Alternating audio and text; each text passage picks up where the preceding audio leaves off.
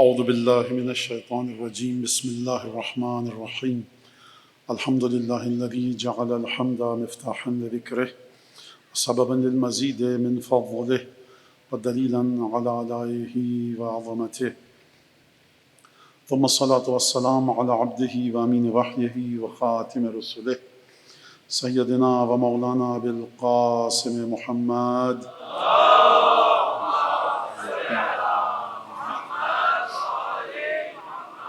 وعلى أهل بيته الطيبين الطاهرين الذين أذهب الله عنهم الرجس وطهرهم تطهيرا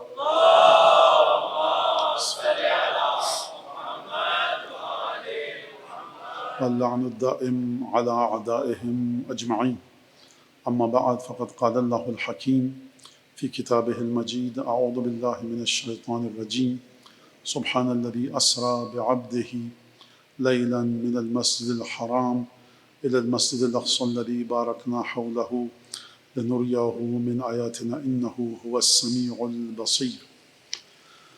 درود پر حضرت محمد وعلى محمد.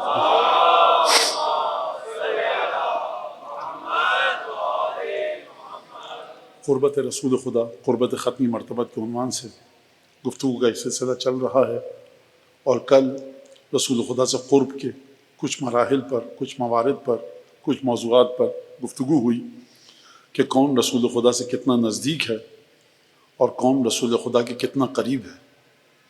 ہم اپنی عقل سے یہ طے نہیں کر سکتے کہ کون رسول خدا کے کتنا قریب ہے.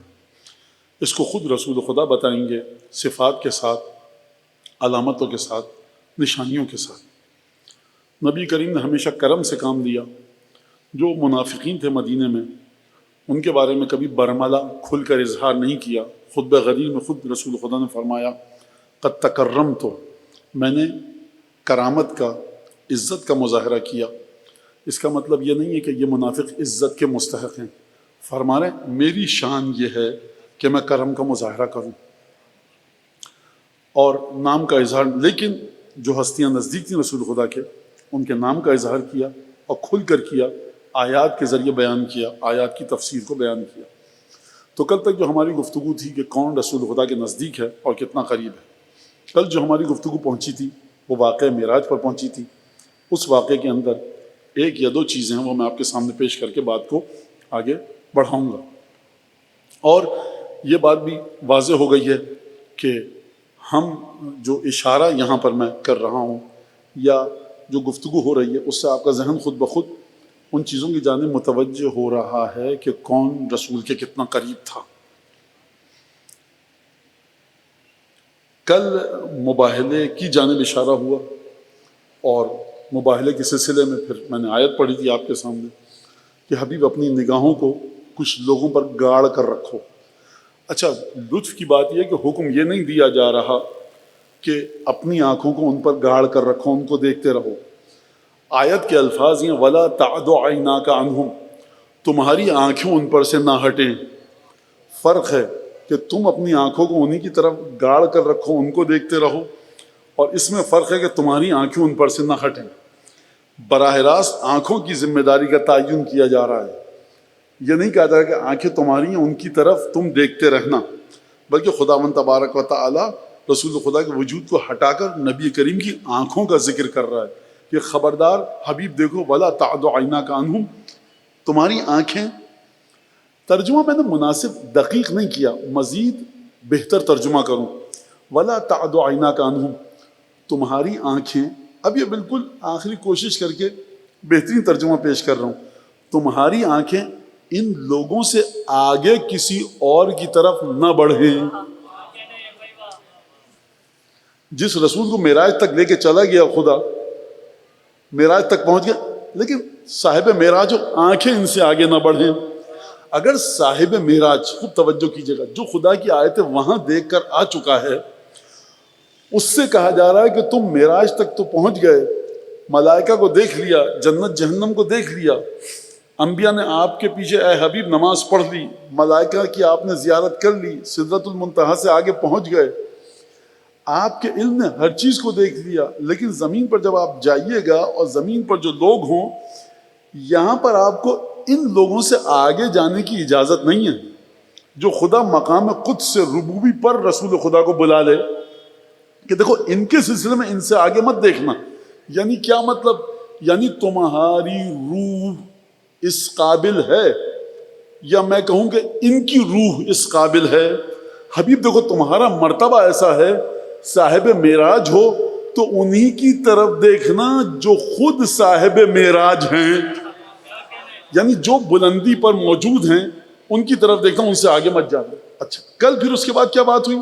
بات یہ پھر ہوئی تھی کہ پروردگار نے فرمایا کہ جو میں نے آیت حدیث پڑھی تھی آپ کے سامنے، المناقب کی حدیث ہے، ابو بکر مردوی اصفہانی نے لکھا ہے کہ کس لہجے میں گفتگو، کس لغت میں گفتگو کی، کس زبان میں گفتگو کی۔ واقعہ آپ کے سامنے ہے کہ پروردگار نے مجھ سے گفتگو کی کہ میں اس طرح سے نہیں ہوں، اس طرح سے نہیں ہوں، مجھے چیزوں کے ذریعے مت سمجھو، میں نے تمہارے دل میں دیکھا، سب سے زیادہ علی کی محبت پائی، تو میں نے تم سے علی کے لہجے میں گفتگو کی تاکہ تطمئن قلبک، تاکہ تمہارے دل کو اطمینان مل سکے۔ یہاں پر گفتگو ہماری پہنچ گئی تھی۔ سب سے پہلی بات تو یہ کہ پروردگار بھی اگر اپنے حبیب کو اطمینان دینا چاہتا ہے، میرا سوال ہے آپ سے، خدا کو علم نہیں تھا کہ رسول خدا کے دل میں کس کی محبت ہے؟ خدا کو علم تھا تو خدا نے نگاہ کیا، کیا مطلب دیکھا؟ یعنی یہ بنی نوع انسان کے لیے پیغام ہے ایک، دیکھو میں جو خدا ہوں نا، مجھے ہر چیز کا علم ہے، تو میں نے جو رسول خدا کے قلب کو دیکھا تو کتنی گہرائی میں رسول خدا کے قلب کو دیکھا ہوگا۔ آپ سب یہاں موجود ہیں مجلس کے لیے، میں پایا ہوں مجلس پڑھنے کے لیے، میری نیت ہے پڑھنا، آپ کی نیت ہے سننا، ہم دونوں مشترک ہیں کس چیز میں؟ مولا کا ذکر، فرش اعظم پر، میں ذرا ادھر بیٹھا ہوں، آپ ادھر بیٹھے ہیں، لیکن کیا واقعا میری نیت یہی ہے؟ میں اپنے دل کو ٹٹول کے دیکھ رہا ہوں، میری نیت تو یہی ہے مجلس پڑھنا، لیکن اگر معصوم آ کر فرما دے تمہاری نیت یہ نہیں ہے، تمہاری نیت میں کھوٹ ہے، یبن رسول اللہ میں تو دیکھ رہا ہوں میری نیت میں مجھے کوئی کھوٹ نظر نہیں آ رہا، معصوم فرمائیں گے کہ تمہاری نگاہ ہماری نگاہ برابر ہے، ہم تمہارے دل کے ان گوشوں تک پہنچ گئے ہیں کہ جہاں تک تم خود نہیں پہنچ سکتے۔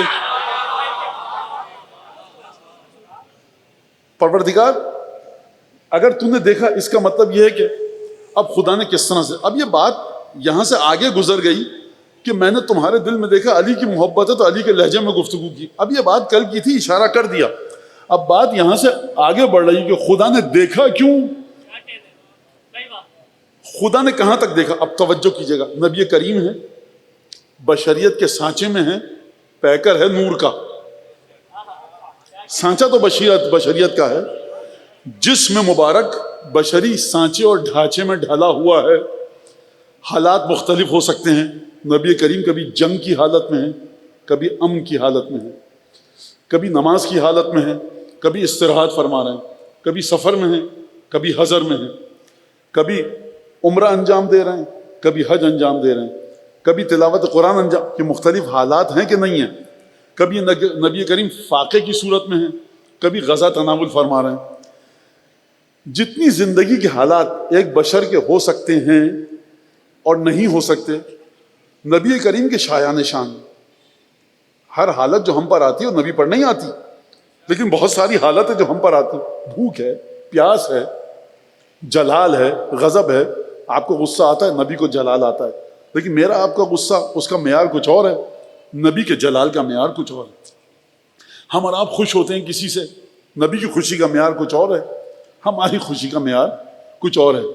تو پروردگار نے جو نظر ڈالی قلب مصطفیٰ پر، تو کہاں تک دیکھا؟ وہاں تک دیکھا جہاں خدا کی نگاہ پہنچ سکتی ہے، اور وہاں تک دیکھا جہاں نبی کے زندگی کے تمام گوشوں کو خدا دیکھ سکتا ہے۔ یہ تو میں نے دنیاوی مثال دی نا نبی کی زندگی کی، کبھی بھوک میں، کبھی پیاس میں، کبھی جلال میں، کبھی شتر پر سوار ہیں، کبھی ناقے پر میدان جنگ میں ہیں، صلح لکھ رہے ہیں، کر رہے ہیں، کہیں پہ نماز پڑھ رہے ہیں، کہیں پہ طواف کر رہے ہیں، یہ تمام کون سے حالات ہیں؟ دنیا کے۔ تو انسان کی زندگی دنیاوی تو نہیں ہوتی، انسان کی زندگی اخروی بھی ہوتی ہے۔ رسول خدا صلی اللہ علیہ وآلہ وسلم اپنی قبر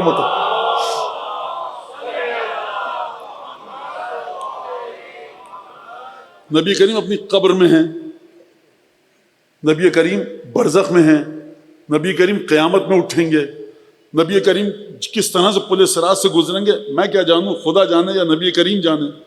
نبی کریم کس طرح انبیاء سے گواہی لیں گے، نبی کریم کس طرح انبیاء کی گواہی دیں گے، نبی کریم کس طرح جنت میں جائیں گے۔ تو یہ ہر جگہ پہ نبی کریم نبی کریم نبی کریم ہیں کہ نہیں ہیں؟ حوض کوثر پہ ہیں۔ اگر وجود ہے نبی کریم کا ہر مقام پر موجود، تو نبی کا دل اور قلب بھی نبی کے ساتھ موجود۔ خدا نے تمام حالات کو دیکھ کر کہا علی کی محبت ہے۔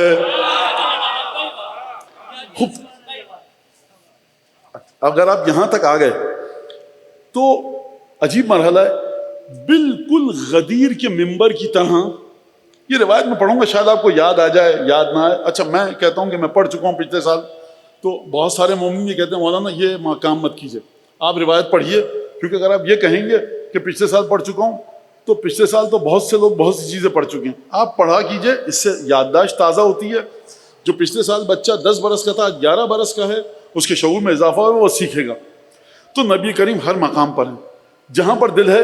رسول خدا جنت میں ہے، بہشت میں ہے، 1,23,999 انبیاء سے گواہی لے رہے ہیں، رسول خدا کا دل ہے، ہر حال میں محبت علی کے ساتھ ہیں، یہ ثابت ہو گیا، برزخ ہو، قبر و قیامت ہو۔ سورہ ملک کی آیت ہے لما رأوہ زلفۃ سیئت وجوہ الذین کفروا، جب لوگ لما رأوہ انہوں نے دیکھا، جب وہ دیکھیں گے یا انہوں نے دیکھا، رأوہ انہوں نے اس کو دیکھا، زلفتن کہ بہت نزدیک ہے، تو سیئت وجوہ الذین کفروا کافروں کے چہرے بگڑ گئے۔ اچھا خدا نے شروع میں کیا کہا؟ جب انہوں نے اس کو دیکھا نزدیک، موضوع کیا ہے؟ قرب ختمی مرتبت۔ دنیا کھیتی ہے آخرت کی، ہے کہ نہیں؟ محبت اہل بیت یہاں سے لے کے چلے گئے تو چلے گئے، وہاں دیکھا حسین ابن علی کی عظمت کو، پھر کوئی فائدہ نہیں، یہاں سے لے کے جاؤ، تم نے بھول کے آ گئے۔ تو دنیا آخرت کی کھیتی، قرب ختمی مرتبت پہ بات ہو رہی ہے۔ تو نبی کریم کو آیت کہہ رہی ہے فلما رأوہ زلفتن، جب ان لوگوں نے اس کو دیکھا، اس ایک شخص کو، زلفتن ایک عجیب قربت کی کیفیت میں، قرب ختمی مرتبت، سیئت وجوہ الذین کفروا کافروں کے چہرے بگڑ گئے۔ رامی نے پوچھا یا ابن رسول اللہ یہ کون کس کو دیکھے گا؟ کہا اذا کان یوم القیامہ، جب قیامت آئے گی، ہمارے جد رسول خدا جالسن بیٹھے ہوں گے، کس پر؟ اللہ مشک کے ڈھیر پر، مشک کی ایک پہاڑی ہوگی، اس کے ڈھیر پر بیٹھے ہوں گے، اور ایک درجہ نیچے جناب امیر بیٹھے ہوں گے۔ مشک کون سی ہے؟ یہ دنیا کی مشک نہیں ہے، آخرت کی مشک ہے۔ دنیا کی مشک کو فنا ہے، آخرت کی مشک کو فنا نہیں ہے کہ نہیں؟ ایک درجہ اوپر جناب ختمی مرتبت، اور ایک درجہ اس سے نیچے جناب امیر المومنین۔ جب گزریں گے نا یہ مشک کے ڈھیر کو دیکھتے ہوئے، تو جب یہ دیکھیں گے یہاں بھی علی اتنا نزدیک، تو یہ یہاں بھی کہاں سے آیا؟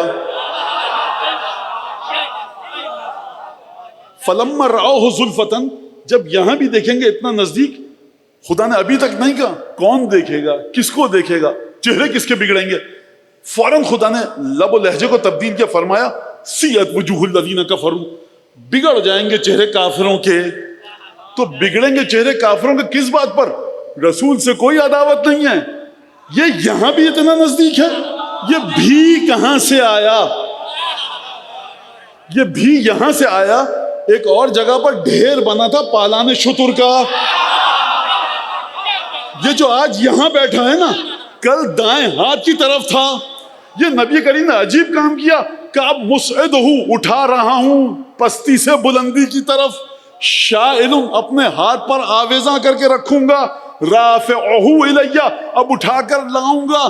3 مرحلے پر رسول خدا نے اس لفظ کو استعمال کیا، اور اس کے بعد یہاں پر لا کر رکھ دیتے، بھائی جس بلندی پر خود تھے اس بلندی پر خود بھی ہوتے۔ اچھا اس سے پہلے ایک اور کام ہو چکا تھا، اس بلندی سے زیادہ بلندی علی کو نصیب ہو چکی تھی ابھی 10-12 دن پہلے. 18 تاریخ ہے. یا علی ادھر آؤ. کیا کریں؟ کہا یہ جو لات حبل عزا ہے نا بتوں کو گراؤ.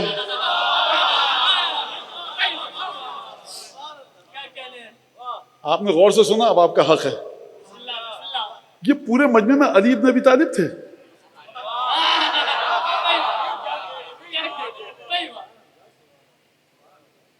بھائی جس کے خاندان کی کبھی ابراہیم سے لے کے آدم تک رتی برابر بتوں سے دوستی نہ ہو، وہ گرائے.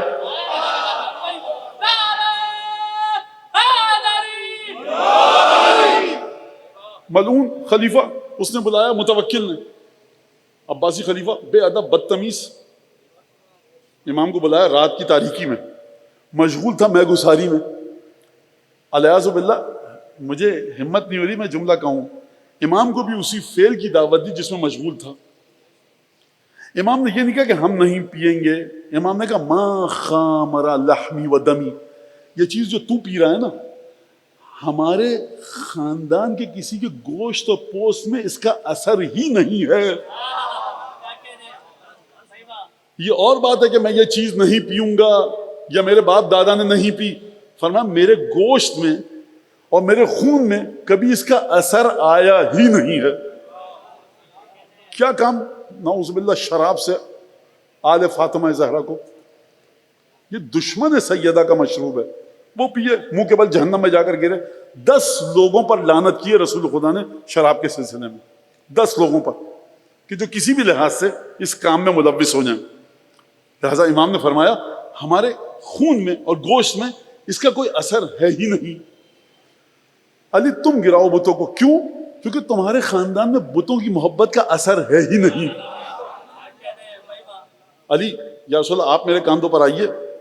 جب ختمی مرتبہ آئے جناب امیر المومنین بوجھ نہیں اٹھا سکے.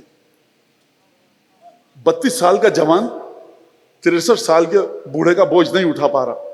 عجیب بات ہے، 4 انگلیوں سے دروازہ خیبر اکھاڑ دیا، لیکن رسول خدا کا بوجھ نہیں اٹھا پا رہے. کل میں نے کہا تھا علی بن ابی طالب کو صرف قربت رسول کے حوالے سے مت پہچانیے، احترام رسالت کے عنوان سے بھی پہچانیے. یا رسول اللہ آپ کا بوجھ میں نہیں اٹھا سکتا. آپ غور فرما رہے ہیں کہ آپ کا بوجھ یہ میرے کاندھوں کی طاقت نہیں کہ آپ کے وجود کو میں برداشت کروں. کیوں؟ اب اس میں کیا تھا کیا نہیں تھا.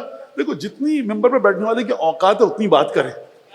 میں نہیں اٹھا سکے. مولانا کیا وجہ تھی مجھے نہیں پتا بھائی. ایک طرف میرا مولا تھا، دوسری طرف میرا رسول تھا. یہ ان دونوں ہستیوں سے پوچھنا قیامت میں اگر دکھ جائیں تو. 10 دن پہلے غدیر سے یہ واقعہ ہو چکا ہے. بت گراؤ. اچھا تم نہیں کر رہے علی، تم میرے کاندھوں پر اب آؤ. تو کاندھوں پر آئے جناب امیر. جب کاندھوں پر آئے بت گرائے، واقعہ ختم ہو گیا. غدیر میں آئے تو 2 واقعے ہو گئے قربت کے. اب جب قربت کے واقعے ہو گئے تو جناب چھٹے امام نے فرمایا کہ جب یہ لوگ دیکھیں یہاں پر بھی اتنے نزدیک پالان شتر کا ڈھیر بنایا گیا، ٹیلا بنا، اس پر رسول خدا آئے. وہ واقعہ ہوا، اپنے ہاتھوں پر بلند کیا، امیر المومنین کے پنجے پائے مبارک رسول خدا کے گھٹنوں تک پہنچے اور پھر اعلان کیا من کنت مولا ہو فہذا علی مولا. حدیث آپ سب کو یاد ہے. تو یہ 2 مقامات ایسے تھے کہ لوگوں نے دیکھا اتنے نزدیک، یعنی کاندھوں پر چڑھ گئے ہیں. ایک حسین، ایک امیر المومنین کاندھوں تک گئے اور دوسرے فرزند امیر المومنین. کسی اور کو یہ سعادت ملی ہی نہیں. بھائی وہ آئے کاندھوں تک کہ جو انہم منی وانا منہم کے مرحلے پر ہو. لہذا بٹھایا اپنے کاندھوں پر اور بت توڑوائے. دیکھ لیا اچھا یہ. پھر اس کے بعد نبی کریم نے خطبہ دیا. اس خطبے میں اشارہ کیا کہ تم میرے اس فیصلے پر نکتہ چینی کرو گے. آیت نازل ہوئی اور آیت عجیب انداز سے نازل ہوئی. وَإِن يَكَادُ الَّذِينَ كَفَرُوا لَيُزْلِقُونَكَ بِأَبْصَارِهِمْ لَمَّا سَمِعُوا الذِّكْرَ. حبیب جب تم یہ ذکر کرتے ہو اور تم نے جو اعلان کیا تو یہ جو کافر ہیں یہ اپنی آنکھوں سے اشارے کریں گے تمہاری جانب اور یہ کہیں اِنَّهُ لَمَجْنُونَ کہ یہ رسول دیوانہ ہو چکا ہے. دیوانگی کا الزام تم پر لگائیں گے. دیکھو یہ ذکر عالمین ہے، ذکر ہے خدا کا، یہ قرآن مجید ہے، یہ حکم خدا ہے جو تم پہنچا رہے ہو. تو یہاں پر دیکھا تکلیف ہوئی، وہاں پر دیکھا تکلیف ہوئی. دنیا ہے آخرت کی کھیتی. جس کو اس دنیا میں علی ابن ابی طالب کو کاندھے پہ دیکھ کے تکلیف ہوئی جس کو اس دنیا میں غدیر میں ہاتھوں پہ دیکھ کے تکلیف ہوئی وہاں بھی مشک کے ڈھیر پر بیٹھ کے تکلیف ہوگی. لیکن جس کو اس دنیا میں جب واقعہ غدیر پڑا جائے، بت گرانے کا واقعہ پڑا جائے، جس کو اس دنیا میں خوشی ہوتی ہے اس کو اس دنیا میں بھی خوشی ہوگی. فرمایا فلما رأوه زلفة سیئت وجوہ الذین کفروا، جب دیکھا ان لوگوں نے کہ جن لوگوں نے دیکھا تو کافروں کے چہرے بگڑ گئے. کیوں بگڑ گئے؟ جھگڑا رسول سے نہیں ہے، علی ابن ابی طالب سے جھگڑا ہے. بھائی یہ قرب رسول کی جنگ ہے، آپ بھی اتنے آگے آ جاتے. مسئلہ ہے طہارت روح کا، مسئلہ ہے عنایت الہیہ کا، مسئلہ ہے خدا کے وعدے کا. خدا کا کون سا وعدہ؟ ان اللہ اصطفى آدم و نوحا وعلى ابراہیم وعلى عمران علی العالمین. خدا نے چن لیا آل عمران کو. اب آپ جتنی بھی جنگ کریں گے علی ابن ابی طالب سے، علی کے فضائل کے سلسلے میں علی کو فضیلت مل گئی، مان لیجئے، علی کے قدم چومیے، علی کے ہاتھ چومیے، کہیے یا علی کوئی دعا پڑھ دیجئے ہمارے سینے پر، ہمارے دل میں آپ کے لیے بغض ہے. آپ خدا کا چناؤ ہیں، آپ خدا کا انتخاب ہے. خدا کی قسم جناب امیر المومنین، ہاتھ رکھ کے دعا پڑھتے مسئلہ حل ہو جاتا، بغض نکل جاتا. لیکن یہ نہ ولایت کو مانے نہ توحید کو مانے، اگر آ جاتے مسئلہ حل ہو جاتا. اب علی ابن ابی طالب سے علی کے فضائل کے سلسلے میں جنگ علی کی جنگ نہیں ہے، علی سے جنگ نہیں ہے، یہ توحید سے جنگ ہے. چونکہ یہ توحید سے جنگ ہے، خدا نے یہ نہیں کہا کہ منکر علی. فرمایا فلما رأوه زلفة سیئت وجوہ الذین کفروا، کافروں کے چہرے بگڑ جائیں گے. پروردگار یہ نبی کو مانتے ہیں، علی سے دشمنی ہے. کہ علی سے دشمنی نہیں ہے، انتخاب الہی سے دشمنی ہے. اور اب اس کے بعد میں آیت پڑھوں آپ کے سامنے، اور اس آیت پر گفتگو کہ نبی کریم کے بارے میں خدا نے فرمایا، کل میں نے آیت پڑھی سراجا منیرا، حبیب ہم نے تمہیں روشنی دینے والا چراغ بنا کر بھیجا کہ جو روشنی دیتے. یہ روشنی آئی کہاں سے؟ پروردگار عالم فرماتا ہے مومنین کے بارے میں، اللہ ولی الذین آمنوا یخرجہم من الظلمات الی النور. خدا ولی ہے، سرپرست ہے کس کا؟ جو لوگ ایمان لائے. خدا کیا کرتا ہے؟ یخرجہم من الظلمات الی النور، اندھیرے سے نکال کر ان کو نور میں لاتا ہے. والذین کفروا اولیاؤہم الطاغوت، جو کافر ہو گئے ان کا ولی، ان کا سرپرست طاغوت ہے. اب طاغوت کا ترجمہ آپ شیطان کیجئے، ابلیس کیجئے، بہرحال کوئی سرکش خدا کا بندہ کچھ بھی کیجئے، وہ ہے ان کا ولی. ان کو نور سے نکال کر اندھیروں کی طرف لے کے جاتا ہے. اور یہ نور جو ایمان لائے وہ صاحب نور ہو جاتا ہے. جو کہ لا الہ الا اللہ محمد الرسول اللہ صحیح ایمان لے آئے، وہ نور اس کے وجود میں آ جاتا ہے. یہ نور آتا کہاں سے؟ سورہ نور میں ارشاد فرمایا اللہ نور السماوات والارض، خدا زمین اور آسمان کا نور ہے. امام سے پوچھا گیا یا ابن رسول اللہ کیا مطلب نور ہے؟ فرمایا ہادی لمن فی السماوات و ہادی لمن فی الارض. خدا زمین اور آسمان کا نور ہے کا مطلب اس کی بھی ہدایت کرتا ہے، ان کی بھی جو آسمانوں میں ہے، اور ان کی بھی ہدایت کرتا ہے جو زمین پر ہے. اللہ نور السماوات والارض. یہ تو بات واضح ہو گئی، سمجھ میں آ گئی. اب جو آیت نے کروٹ لی تو مشکل ترین بیان خدا نے شروع کر دیا. مثل نورہ کمشکات فیہا مصباح، خدا کے نور کی مثال اس طاقچے کی سی ہے کہ جس میں چراغ رکھا ہے. یہ مثل نورہ کمشکات، یہ مشکات سمجھتے ہیں آپ کیا ہے؟ جو اہل لغت میں مفسرین نے بیان کیا، میں نہیں سمجھتا کراچی میں کوئی گھر باقی ہوگا. پرانے گھروں میں دیواریں بڑی ضخیم اور موٹی ہوتی تھیں، اس میں ایک محراب نما طاقچہ بنایا جاتا تھا دیوار میں اندر دھسا کر. ہمارے اندرون سندھ پنجاب میں ابھی بھی یہ ملتی ہیں. تو کمشکات، مشکات یعنی وہ طاقچہ، فیہا مصباح، اس میں چراغ رکھا ہوا ہے. المصباح فی زجاجہ، چراغ ایک شیشے کے گرد اندر بند ہے. الزجاجۃ کانہا کوکب دری، یہ جو شیشہ ہے نا، شیشہ مت سمجھنا ایسا ہے کہ موتی جو چمک رہا ہے. خدا جس موتی کو کہہ کے چمک رہا ہے وہ کتنا چمکے گا. مثل نورہ کمشکات فیہا مصباح المصباح فی زجاجہ الزجاجۃ کانہا کوکب دری. پروردگار چراغ تو بتا دیا، رکھا ہے طاقچے میں بتا دیا. اس طاقچے میں جو چراغ ہے اس پر شیشے کا، کانچ کا ایک محفظہ، ایک حفاظت کرنے والا دائرہ ہے، غبارہ ہے، چمنی کہتے ہیں، ہے محفوظ حفاظت سے. المشکات فی الزجاجۃ کانہا کوکب، یہ شیشہ چمک رہا ہے. اب یہ جل کیسے رہا ہے؟ یوقد من شجرۃ مبارکۃ، یہ جو روشنی آ رہی ہے نا، جو جل رہا ہے، ایک ایسے درخت سے لیا گیا ہے کہ جو درخت مبارک ہے. اچھا خدا اگر یہ بھی نہ کہتا درخت مبارک ہے کہ نہیں ہے، یہیں پہ گفتگو ختم کر دیتا، بات ختم ہو گئی تھی. خدا نے حفاظت سے طاقچے پر رکھا ہے. اب کسی کی کیا ہمت کہ اس چراغ کے بارے میں گفتگو کر سکے؟ نہیں، خدا آخر تک بتا رہا ہے گفتگو اپنی. کمشکات فیہا مصباح، المصباح فی زجاجہ، الزجاجۃ کأنہا کوکب دری یوقد من شجرۃ مبارکۃ. ایک مبارک شجر درخت کے ذریعے یہ اپنے ایندھن کو، تیل کو حاصل کرتا ہے. وہ درخت کس کا ہے؟ زیتونۃ، وہ زیتون کا درخت ہے. لا شرقیۃ ولا غربیۃ. یہ جو اس کا شعلہ ہے نا، یہ نہ دائیں طرف گر رہا ہے نہ بائیں طرف. یکاد زیتھا یضیء ولو لم تمسسہ نار.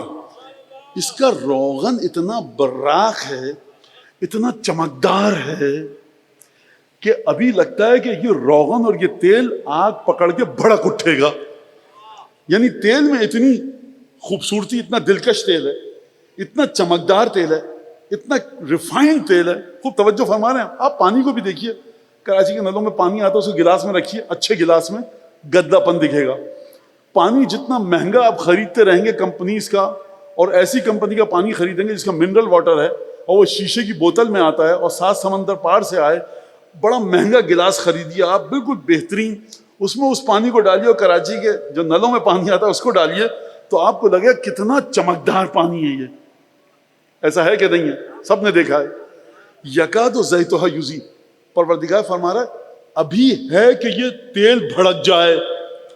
کیا اس میں آگ لگے گی؟ کہا نہیں، دیکھنے والا اتنا شفاف اور چمکدار ہے کہ یہ تیل لو لم تمسسہ نار، آگ نہ بھی چھوئے تب بھی بھڑک جائے گا. نور علی نور، نور کے اوپر نور ہے. وَيَضْرِبُ اللَّهُ الْأَمْثَالَ لِلنَّاسِ. اور خدا مثالوں کے ذریعے لوگوں کو سمجھاتا ہے. کوئی چراغ ڈھونڈنے مت نکل جانا، کوئی شیشے کی گیند ڈھونڈنے مت نکل جانا، تیل ڈھونڈنے مت نکل جانا، طاقچے کو ڈھونڈنے مت نکل جانا. مولانا کس گھر میں؟ خانہ کعبہ میں، مسجد نبوی میں. خدا فرما رہا ہے وَيَضْرِبُ اللَّهُ الْأَمْثَالَ لِلنَّاسِ.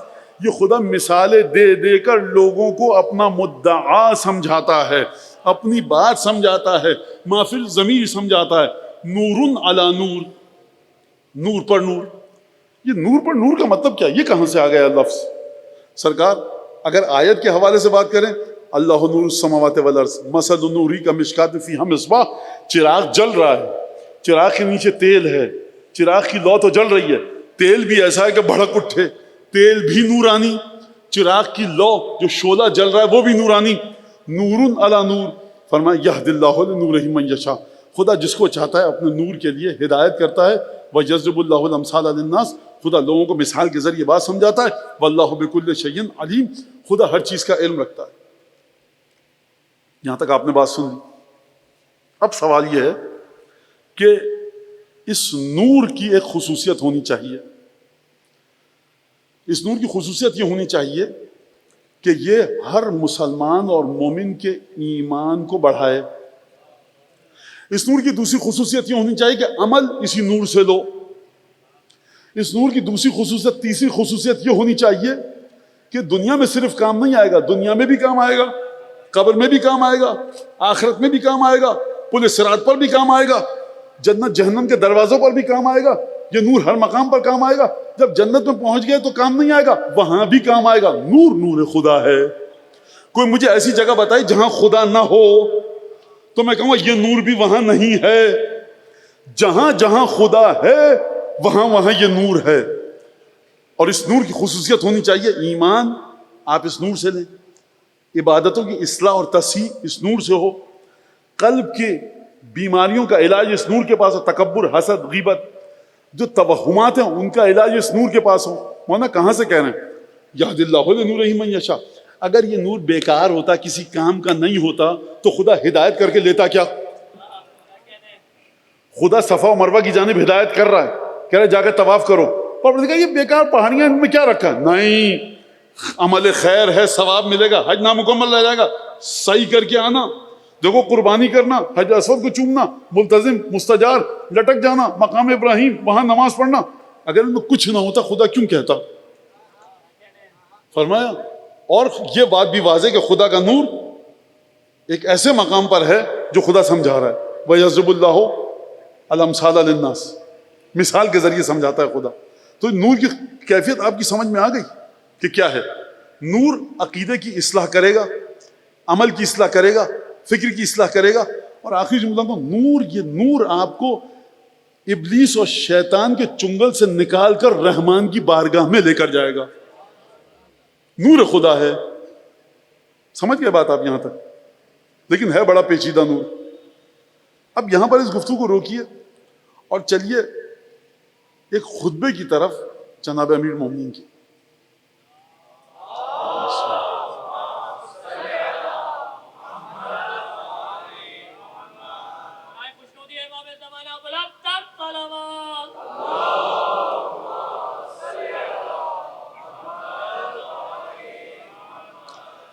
امیر المومنین نکلے جنگ کے لیے.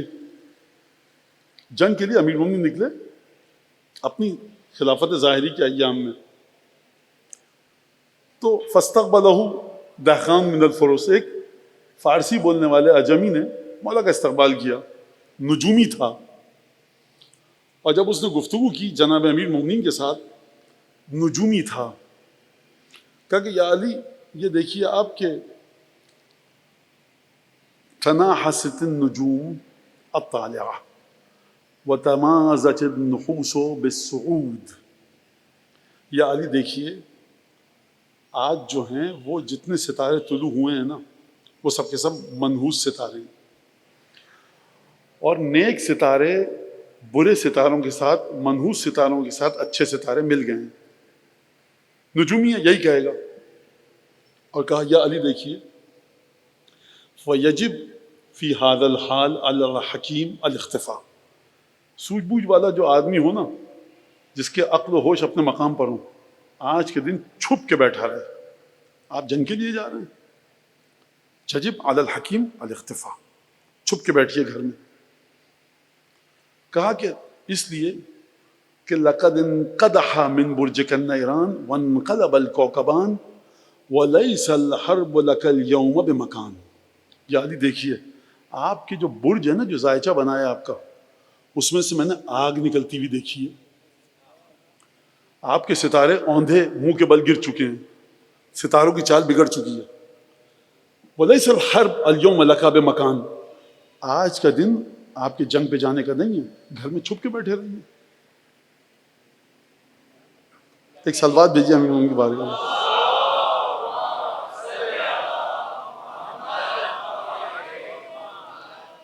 اگر اس منجم نے، اچھا میں اس منجم کا احترام کرتا ہوں کیونکہ اس نے مولا کو مخاطب کیا امیر المومنین کیا کر.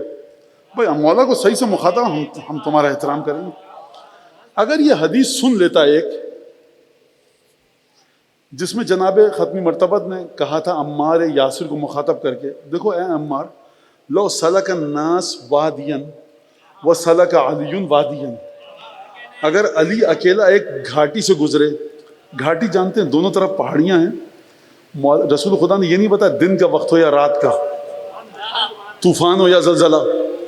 وادی میں ریچھ پائے جاتے ہیں یا بھیڑیے، شیر یا چیتے، سانپ یا بچھو.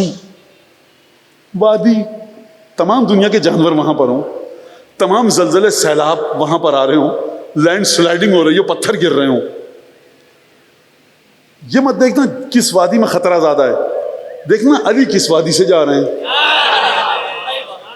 جس وادی سے علی جائیں اسی وادی سے جانا. وَاتْرُكِ النَّاسَ طُرًّا، لوگوں کو چھوڑ دو، لوگ جہاں جا رہے ہیں جانے دو. یہ عمار کے لیے نہیں ہے، صرف آپ کے لیے بھی ہے. لہٰذا وَاتْرُكِ النَّاسَ طُرًّا، لوگوں کو چھوڑ دینا. اگر اس منجم نے، نجومی نے یہ حدیث سنی ہوتی، اب یہ بڑی بہترین حدیث ہے قرب رسول خدا کے لیے، کیونکہ جہاں علی ہیں وہاں خدا کا نور ہے، تو یہ کام نہیں کرتا. جب اس نے یہ کہا کہ لیس الحرب اليوم لک بمکان، اور آج ستارے آپ کے الٹ چکے ہیں، تمازجت النحوس بالصعود، نیک ستارے منحوس ستارے اچھے ستاروں کے ساتھ مل گئے ہیں. وتناحست النجوم الطالعہ، جو ستارے طلوع ہوئے ہیں میں دیکھ رہا ہوں آپ کے برج میں سب کے سب منحوس ستارے ہیں. اور یجب علی الحکیم الاختفاء، عقل مند انسان کو چاہیے آج چھپ کے گھر میں بیٹھا رہے.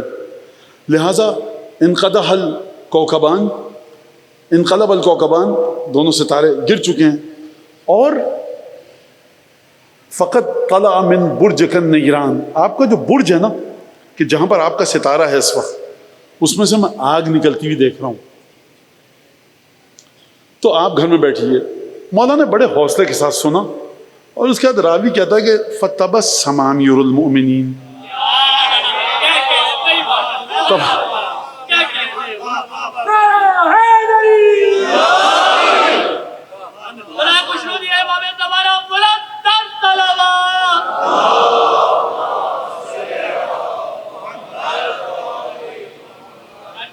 تبسم فرمایا۔ یہ تبسم کا مطلب کیا ہے؟ دیکھیے، ایک شخص شیر کے ساتھ کشتی لڑتا ہو، شیروں کے ساتھ کشتی لڑی ہو اس نے، ایک بچہ ہے گلی سے بھاگتا ہوا، آپ کہاں جا رہے ہیں؟ باہر جا رہے ہیں جی۔ وہ دیکھیے باہر گلی میں نا 2 بلیاں کھڑی ہوئی ہیں، ہو سکتا ہے وہ چیخ کے آپ کی طرف گرائیں تو آپ، یہ شیر سے کشتی لڑ چکا ہے، یہ بیچارہ کیا کرے گا؟ یہ مسکرائے گا۔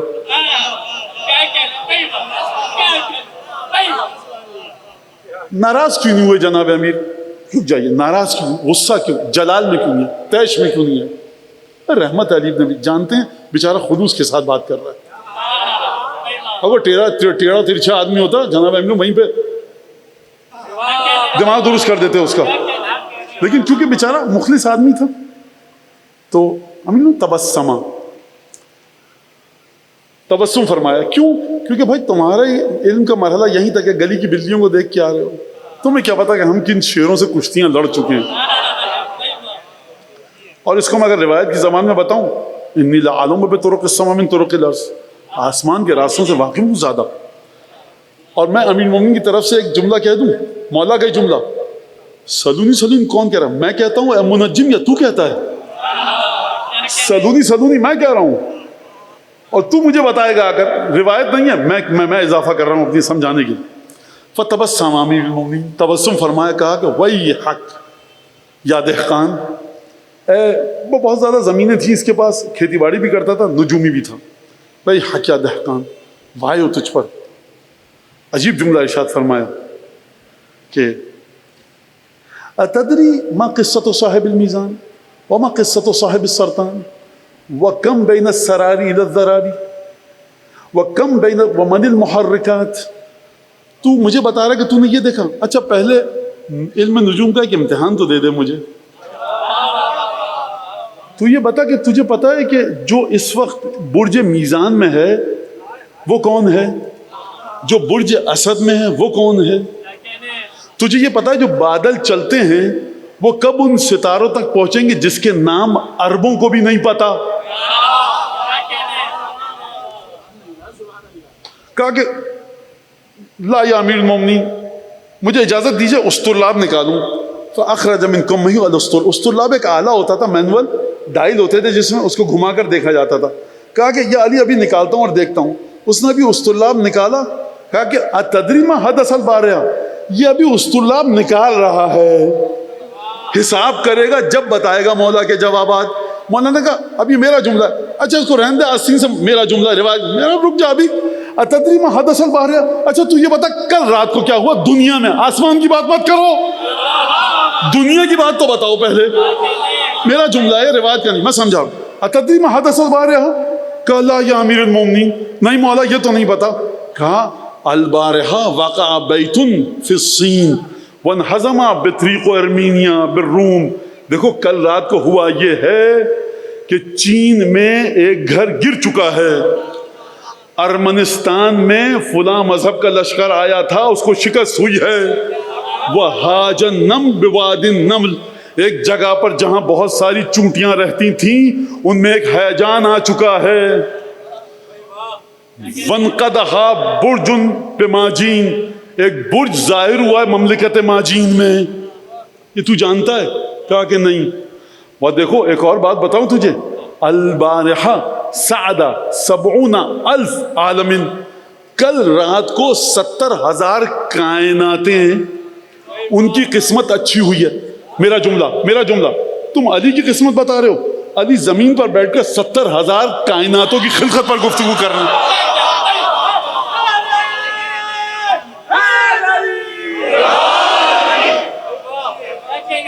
وَوُلِدَ فِي كُلِّ عَالَمٍ 70,000 اور ہر کائنات جو خلق ہوئی ہے دنیا اس میں 70,000 پیدا ہوئے ہیں.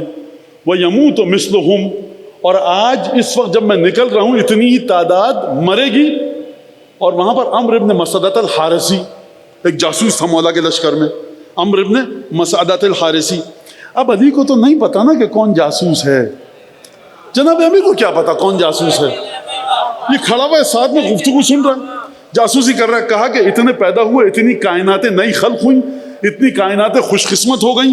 70,000 ان کائناتوں میں پیدا ہوئے اور 70,000 ہی ان تمام کائناتوں میں جو پیدا کیے ہیں خدا نے مریں گے. واللیلہ اور آج کی رات یموتو مثلہم اتنی ہی تعداد 70,000 کی آج کی رات مر جائے گی. اور عمرو ابن مسعدۃ الحارثی جو جاسوس تھا دشمن کے لشکر کا، فرمایا آج کی رات یہ بھی مرے گا. ادھر جناب امیر نے اشارہ کیا فسقط علی الساعۃ.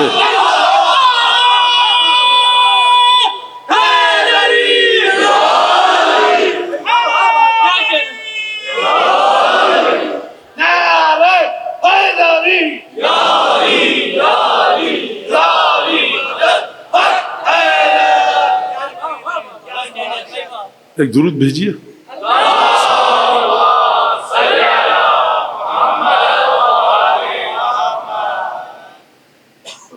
یا علی یہ مت کیجئے وہ مت کیجئے.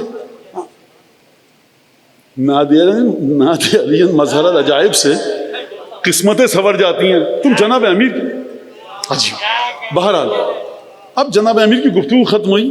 جناب امیر نے ایک جملہ کہا، علم ارک عین التوفیق، تجھے میں وہ جگہ نہ دکھاؤں کہ جہاں سے توفیق الہی کے سرچشمے پھوٹ کر آتے ہیں. تو میری قسمت کی بات کر رہا ہے، میں تجھے توفیق بتاتا ہوں. یہ توفیق دیکھ کہاں سے آتی ہے. علم ارک عین التوفیق، میں تجھے توفیق نہ بتاؤں کہ توفیق کہاں سے نکل کر آتی ہے. فرمایا انا و صاحبی، میں اور میرا بڑا بھائی. تو مجھے ڈرا رہا ہے کہ برج سے آگ نکل رہی ہے، میرے ستارے الٹے ہو چکے ہیں، منحوس ستارے آ چکے ہیں، یہ سب کا سب کیسے حل ہو سکتا ہے؟ توفیق الہی کے ذریعے نا. توفیق کہاں سے ملے گی؟ دیکھ توفیق کا سرچشمہ میں ہوں. علم ارک عین التوفیق نحن ناشئۃ القطب و مدار الفلک، ہم ہیں جو آسمانوں کی گردش ہمارے دم سے ہے. ہم گردش افلاک کے پابند نہیں ہیں، گردش افلاک ہماری مرضی کی پابند ہے.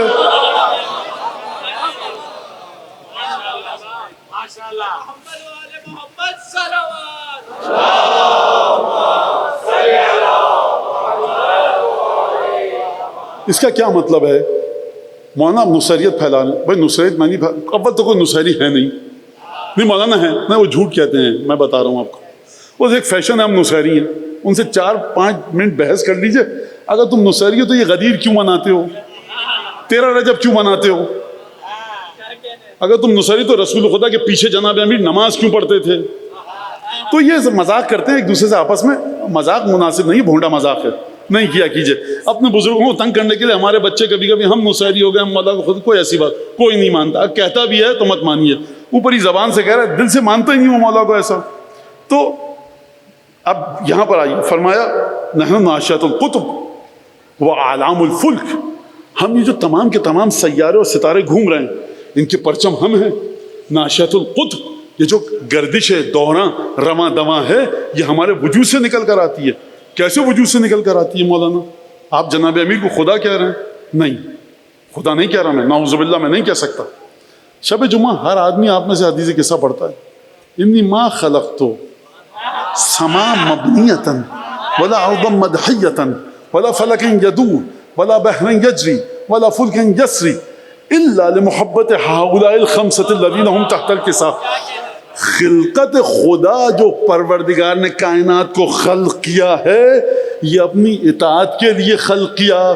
اطاعت ہوگی کس کے ذریعے؟ پنجتن کے ذریعے. لہٰذا خدا پنجتن سے محبت کرتا ہے تو اس نے کائنات کو خلق کیا. محبت پنجتن کی وجہ سے سلسلہ رواں دواں ہے، محبت پنجتن کی وجہ سے کائنات رواں دواں ہے. قل ما یعبأ بکم ربی لولا دعاؤکم، قرآن کی آیت. تمہارا رب تمہاری طرف دیکھتا بھی نہیں اگر تمہاری دعائیں نہ ہوتی.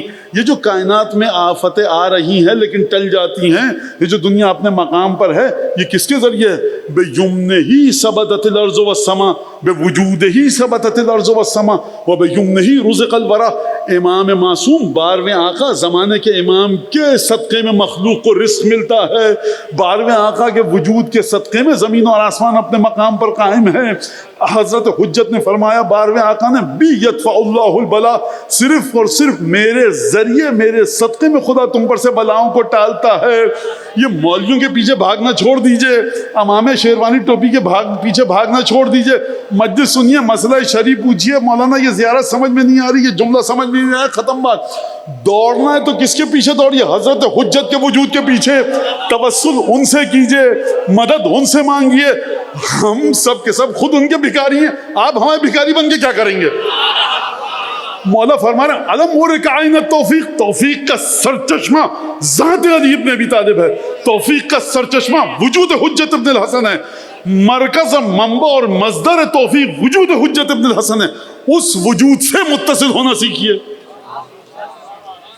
اور پھر اس کے بعد جناب امیر المومنین جب یہ بات کہہ دی کہ یہ ہوگا, وہ اشارہ کیا, وہ سمجھ گیا. علم ورک عین التوفیق انا و صاحبی, ہم اور میں اور میرا بھائی جو میرے ساتھ تھا. رسول خدا ساتھ تو نہیں ہے امیر المومنین کے. پہلے رسول خدا آئے, پھر اس کے بعد جناب امیر المومنین کی 30 سال بعد ولادت ہوئی. رسول خدا دنیا سے چلے گئے, اس کے 30 سال بعد جناب امیر کی شہادت ہوئی. تو ساتھ تو نہیں ہے. یہ کس ساتھ کی بات کر رہے ہیں؟ یہ کس قربت کی بات ہو رہی ہے؟ قرب ختمی مرتبت موضوع ذہن میں ہے کہ نہیں ہے؟ قربت ختمی مرتبہ کہا میں اور میرا ساتھی. کون سا ساتھی؟ یعنی اس دنیا میں بھی تھے تو ساتھ تھے, اس دنیا میں پہلے آئے بعد میں آئے, روحیں ساتھ تھیں. ارے جناب امیر اپنے اس صحابی سے کہہ رہے ہیں, جنگ جمل میں آیا, کہا یا علی لیت اخی فلانا شہید, اگر میرا بھائی فلانی زندہ ہوتا تو آج بڑا خوش ہوتا آپ کو فتح مند دیکھ کر. جناب امیر نے کیا فرمایا تھا؟ ہوا اخی کا نام آنا, کیا تیرے بھائی کی دلی آرزویں ہمارے ساتھ تھیں؟ اس نے کیا جواب دیا؟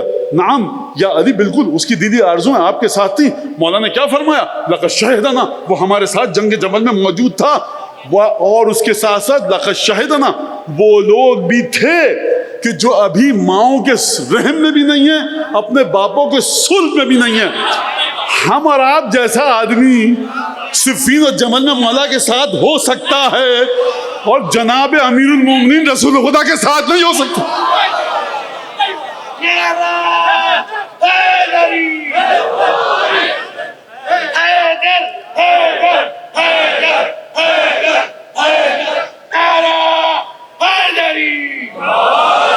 انا وعلی من نور واحد, انا وعلی من شجرۃ واحدہ والسائر الناس من شجر شتیٰ. دوسرے لوگ تمام دوسرے درختوں سے ہیں, میں اور علی ایک ہی درخت سے ہیں, میں اور علی ایک ہی نور سے ہیں. فرمایا میں اور میرا ساتھی ہمیشہ ساتھ. اور پھر فرمایا دیکھو یہ جو تم نے بات کہی, انقدح من برجک النیران, علی آپ کے برج سے جو زائچہ بنا ہے اس میں سے آگ نکل رہی ہے. فلازم ان تحکم بہ لی لا علی, یہ جو تو نے میرے برج سے آگ کو نکلتے ہوئے دیکھا ہے تو یہ حکم تو نے غلط لگایا. حکم تو نے لگایا, دیکھا ہے, میں تجھے غلط نہیں کہہ رہا, تو نے آگ دیکھی, لیکن جو تو نے آگ نکلتی ہوئی دیکھی میرے برج سے, لازم ہے کہ تو اس آگ کو جو میرے زائچے میں میرے برج سے نکل رہی ہے میری حمایت میں حکم کر. یہ آگ میری مخالفت میں نہیں ہے, دیکھا تو نے صحیح ہے لیکن فیصلہ غلط دیا. کہا کہ اما ضیاؤہ ونورہ لی ولہیبہ لعدوی, یہ آگ جو نکلتی ہوئی دیکھی ہے تو نے, اس کی نورانیت میرے لیے ہے, جلا دینے والی طاقت دشمن کے لیے ہے. اتدری فہمتا, سمجھ میں آیا ہے منجم؟ اگر ان کنت حاسبا احسبھا, اگر حساب لگانا ہے تو اس کا حساب لگا. ختم ہو گئی بات. جناب امیر نے کیا کیا اس پورے گفتگو میں؟ کہا کہ دیکھو تم ستاروں کو دیکھتے ہو لیکن ان ستاروں کو نہیں دیکھ پاتے جن کو ہم دیکھتے ہیں. تم عوامل کو, فیکٹرز کو, ایلیمنٹ کو دیکھتے ہو لیکن ان ایلیمنٹ کو نہیں دیکھ سکتے جن کو ہم دیکھتے ہیں. ناشئۃ القطب کا مطلب کیا ہے؟ یہ جو ستاروں کی چال ہے تم پر اثر ڈالے گی, ہم پر اثر نہیں ڈال سکتی. کیوں نہیں ڈال سکتی؟ جناب امیر کی طرف سے جملہ کہوں آپ کی خدمت میں، اور جناب امیر سے مستعار اور قرض لے کر ایک جملہ کہوں اپنے الفاظ میں، کہ جو میرا 11واں بیٹا ہے نا، وہ ہے صاحب العصر، زمانے کا مالک. تم سب ہو تحت العصر، تم زمانے کی قید میں ہو. کل جوان تھے آج بوڑھے ہو، آج بوڑھے ہو کل مر جاؤ گے، جسم گل سڑ جائے گا. تم زمانے کی قید میں ہو، زمانہ ہماری قید میں ہے. بات ختم ہو گئی. اچھا، اب یہ جناب امیر نے جو جملہ کہا کہ جو آگ نکلی، بس آپ کو مباہلے کے میدان کی طرف لے کے چلوں اور مسائل کی طرف آتا ہوں. جب مباہلہ ہوا، درود پڑھیے محمد آل محمد.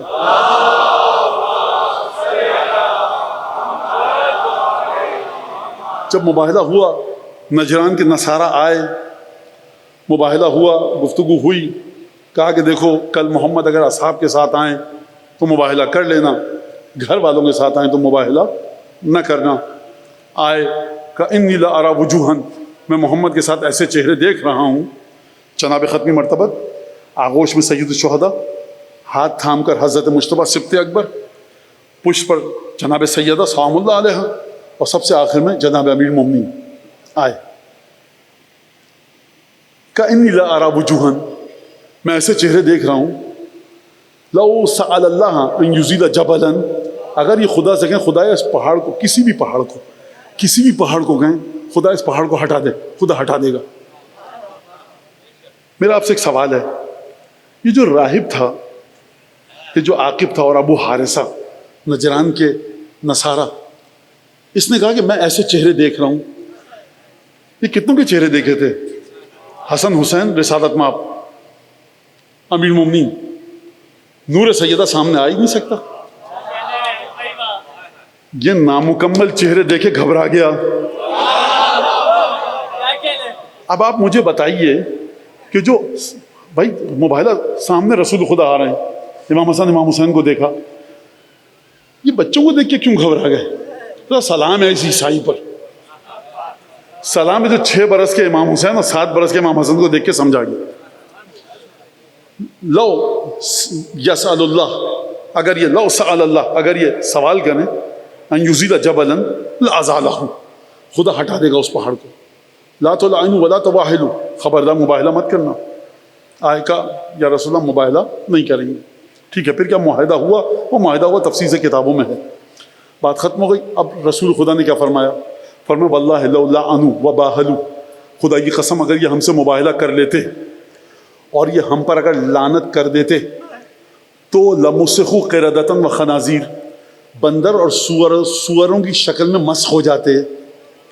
وَلَضْطُرِمَ الْوَادِي عَلَيْهِمْ نَارًا، یہ جس وادی میں تھے نا، پوری کی پوری وادی آگ سے بھر جاتی. حتی الطیور علی الاشجار، درختوں پہ جو پرندے بیٹھے تھے وہ بھی جل کر ختم ہو جاتے، پوری کی پوری وادی بھسم ہو جاتی. یا رسول اللہ یہ تلوار کھینچنے کی بات نہیں ہو رہی ہے، یہ لعنت کرنے کی بات ہو رہی ہے. آپ بھی لعنت کریں گے، وہ بھی لعنت کریں گے، اس میں ایسی کیا بڑی بات ہو گئی؟ آل محمد کے بارے میں دل میں غلط خیال لا کر زبان پر وہ لانا، نتیجہ یہ ہے. لہذا فرمایا وادی. اچھا اب ایک بات بتاؤں میں آپ کو، وہ یہ کہ فرمایا پوری وادی آگ سے بھر جاتی. یا رسول اللہ آگ سے پوری وادی بھر جاتی تو آپ بھی تو اسی وادی میں ہیں. اچھا آپ سے کچھ قدموں کے فاصلے پر کھڑے ہوئے درخت جل جاتے، کہ آپ یہاں کھڑے تو آپ کیسے بچتے؟ یہ ہے امیر المومنین کے اس جملے کا مطلب. اسباب و عوامل ہماری قدرت میں ہیں، ہم اسباب و عوامل کی قدرت میں نہیں ہیں. اور جملہ کہوں، اگر ابراہیم کے لیے معجزہ دکھایا جا سکتا ہے، اس کا مطلب جہاں آل محمد ہیں عذاب خدا اطراف میں تو آ سکتا ہے، نزدیک تک آ سکتا ہے، آل محمد کو کوئی زخم نہیں پہنچا سکتا. اسی وادی میں ہوتے. مولانا کیسے ہو جاتا؟ وادی بھر جاتی آگ سے. تو مباہلے میں جو صاحبان کے نیچے تھے، جب وادی آگ سے بھر جاتی تو رسول خدا، سیدہ، حسن حسین، علی بن ابی طالب، ان کا کیا ہوتا؟ تو میں سوال پوچھوں گا، نار نمرود بھڑک اٹھی تھی ابراہیم آگ کے درمیان تھے کہ نہیں تھے؟ اگر ابراہیم آگ کے درمیان تھے اور وہ ابراہیم جو یہ کہ فَنَظَرَ نَظْرَةً فِي النُّجُومِ، ایک دفعہ ابراہیم نے ستاروں کی طرف نگاہ ڈالی، فَقَالَ إِنِّي سَقِيمٌ، اور یہ کہا کہ میں بیمار ہو چکا ہوں۔ چھٹے امام سے روایت کو پوچھا، یا ابن رسول اللہ اس آیت کا کیا معنی ہے؟ فرمایا واللہ ما کان کاذبا وما کان سقیما، فرمایا ابراہیم نے ہرگز جھوٹ نہیں بولا، لیکن ابراہیم مریض نہیں تھے۔ اگر مریض نہیں تھے تو خود تو کہا ہے ابراہیم نے کہ میں بیمار تھا، خود ابراہیم نے کہا کہ میں بیمار ہوں جب ستاروں کی طرف نگاہ ڈالی۔ چھٹے امام فرما رہے ہیں بیمار نہیں تھے اور جھوٹ بھی نہیں بولا۔ کہا پھر کیا ہوا؟ کہا کہ جب ابراہیم نے آسمان کی طرف نگاہ ڈالی تو ان کو وہ منظر بتایا کہ ما یحل بالحسین، جو حسین کے ساتھ واقعات پیش آئیں گے، تو وہ دیکھ کر ابراہیم کے دل پر جو کیفیت طاری ہوئی، ابراہیم نے کہا کہ میں بیمار ہو چکا ہوں، اذیت میں ہوں، تکلیف میں ہوں۔ اور اس کے بعد جب علی ابن ابی طالب کے سچے چاہنے والے ابراہیم کو آسمان میں دکھائے گئے تو علی ابن ابی طالب کے سچے چاہنے والوں کے نور کو جب ابراہیم نے دیکھا تو فرمایا کہ پروردگار یہ کس کا نور ہے؟ فرمایا علی کے خالص چاہنے والوں کا نور ہے۔ ابراہیم نے دعا کہ اللہم اجعلنی من شیعۃ علی، پروردگار مجھے بھی علی کے شیعوں میں سے قرار دے۔ پروردگار عالم نے ابراہیم کو علی کے شیعوں میں سے قرار دیا۔ اگلی آیت وَإِنَّ مِن شِيعَتِهِ لَإِبْرَاهِيمَ، ابراہیم بھی علی کے چاہنے والوں میں سے ہیں۔ لہذا وہ ابراہیم جو چاہنے والوں میں سے ہے وہ آگ میں جائے تو آگ اثر نہ کرے، اور وہ ہستی جو من کنت مولا ہو فہذا علی مولا کے مرحلے پر ہو۔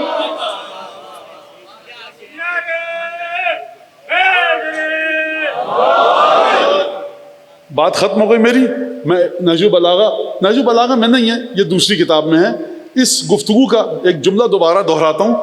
جناب امیر نے کیا کہا تھا منجم سے، نجومی سے گفتگو کرتے وقت؟ انا و صاحبی لا شرقی ولا غربی، میں اور میرا بھائی نہ ہم مشرق کی طرف جاتے ہیں نہ مغرب کی طرف۔ اب سمجھ میں آیا جو خدا فرما رہا ہے نور علی نور یکاد الزیت من شجرۃ مبارکۃ زیتونۃ، یہ چراغ کی روشنی وہاں سے ہے، اس چراغ کی جو لو ہے یہ ٹمٹما بھی نہیں رہی ہے، اپنے مقام پر ہے، نہ مشرق کی طرف جھکتی ہے نہ مغرب کی طرف جھکتی ہے۔ اور آپ کے مولا نے کہا انا و صاحبی، میں اور میرا بڑا بھائی رسول خدا، لا شرقی ولا غربی۔ اگر نور چاہتے ہو خداوند تبارک و تعالیٰ کا، کتنے قرینے سے خدا نے اس نور کو رکھا۔ مثلا نور ہی کا مشکات فیہا مصباح، المصباح فی الزجاجہ، الزجاجہ کأنہا کوکب دری یوقد من شجرۃ مبارکۃ زیتونۃ لا شرقیۃ ولا غربیہ۔ نور خدا جس کا ذکر ہے آئے نور میں، وہ کسی اور کا نور نہیں ہے، تمہارے آقا اور مولا کا نور ہے۔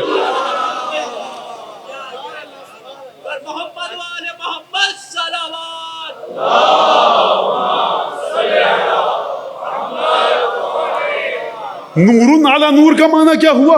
نور پر نور، یعنی نور پر نور کا معنی یہ ہے علی گئے، نور بجھا نہیں ہے، ابھی گئے نہیں تھے، اسرار امامت حسن کو منتقل کیے، حسن گئے نہیں تھے، اسرار امامت حسین کو منتقل کیے۔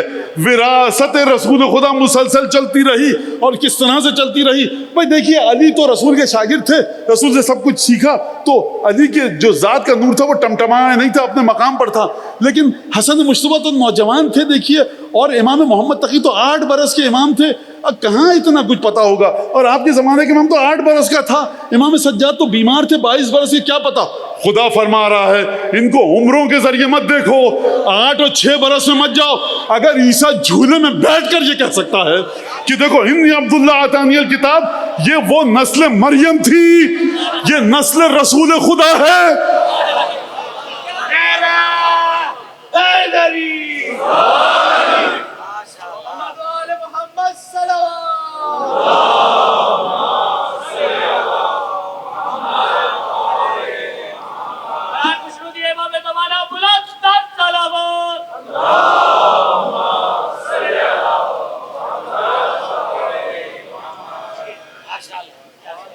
سید الشہداء نور الہی، ان کے افعال اور ان کے اعمال کو دیکھیے، نور کی بارش ہو رہی ہے۔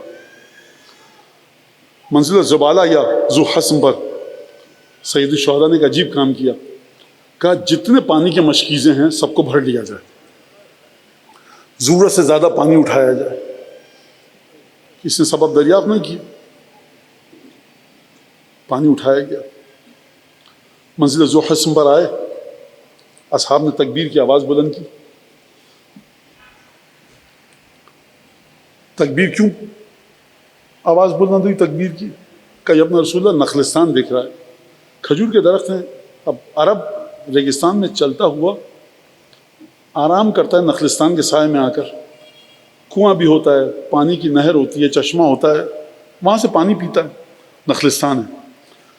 دوسرے سید الشہداء کے ساتھیوں نے کہا کہ نہیں، ہم یہاں پر آ چکے ہیں، یہاں کوئی نخلستان نہیں. جب مزید غور سے دیکھا تو دیکھا کہ 1000 سواروں کے ساتھ حر ابن یزید ریاحی امام حسین کا سامنا کرنے کے لیے اپنے لشکر کے ساتھ آ رہا ہے. اصحاب نے کہا یا ابن رسول اللہ، ذرا تیز حرکت کیجئے، ہم پہاڑ کے دامن میں آ جائیں. اگر یہ حملہ کریں تو پشت سے ہمارے حملہ نہ کریں، پشت پر پہاڑوں اور سامنے سے مقابلہ کریں. جب یہ آئے، مولانا نے اس رائے کو پسند فرمایا، کہا پہاڑ کی طرف پورا قافلہ پہاڑ کے پاس آ گیا، پشت پر پہاڑ، سامنے ظہر کا لشکر. اگر مقابلہ کرے گا تو ہم یہاں مقابلہ کریں گے. حر کا لشکر جب آیا تو پیاس کی شدت سے جانوروں تک کی زبانیں نکلی ہوئی تھیں، پانی ختم ہو چکا تھا. اب سمجھ میں آیا اصحاب کے کہ پچھلی منزل سے حسین نے پانی زیادہ کیوں بھروایا تھا. پانی کے برتن رکھے گئے. عباس علی اکبر اصحاب کو حکم ہے کہ دیکھو جانوروں کے سامنے پانی کے برتن رکھو. گھوڑے اور اونٹ جب تک 3 دفعہ منہ اپنا برتن میں ڈال کر ہٹا نہ لیں، پانی کا برتن مت ہٹانا. یہ فرزند فاطمہ کی رحمت ہے، رحمت للعالمین کا نواسا. خوب جی بھر کے پانی پیا، جانوروں تک نے پانی پیا. لشکر آرام کرنے کے لیے بیٹھ گیا. حر کا حسین ابن علی ایک ناقے کے پاس کھڑے ہیں، جس ناقے پر مشکیزہ لدا ہوا ہے. علی ابن طعان معاہربی کہتا ہے کہ میرا اونٹ جو تھا، میری سواری اتنی ناتواں ہو چکی تھی کہ میں وقت پر نہیں پہنچ سکا. حر کے لشکر میں تھا، پیچھے رہ گیا تھا اور دیر سے پہنچا. پورا لشکر پانی پی چکا تھا. حسین ابن علی ناقے کے پاس موجود ہے. مقاتل کے مطابق یہ جب آیا شدت پیاس تھی، ہاتھ کپ کپا رہے تھے. اس نے مشکیزے کا منہ کھولا اور خدا ان ماؤں کو سلامت رکھے کہ اشارہ کیا جائے تو آپ حضرات مصائب سمجھ جاتے ہیں، جنہوں نے آپ کی تربیت کی. واقعی یہ رزق حلال کے بغیر ہو نہیں سکتا. رزق حلال کے ذریعے آپ سب کی تربیت ہوئی ہے. پاکیزہ ماؤں نے آپ کی تربیت کی. میں نے ابھی جملہ مکمل نہیں کیا. یہ آیا، اس نے مشکیزے کا منہ کھولا.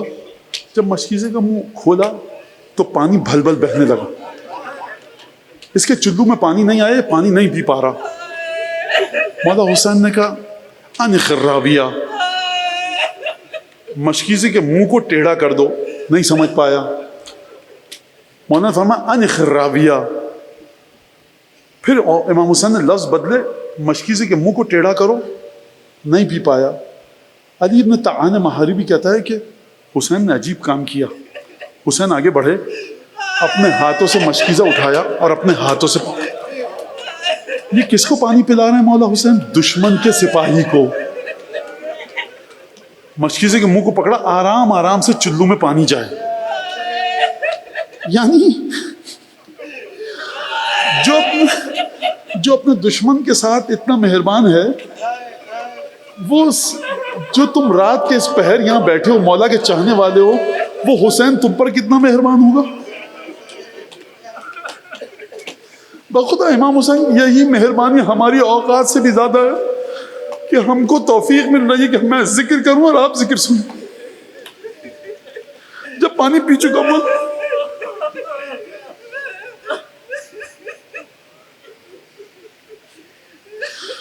مشکیزے کا منہ بند کیا، ناقے پہ مشکیزے کو رکھا.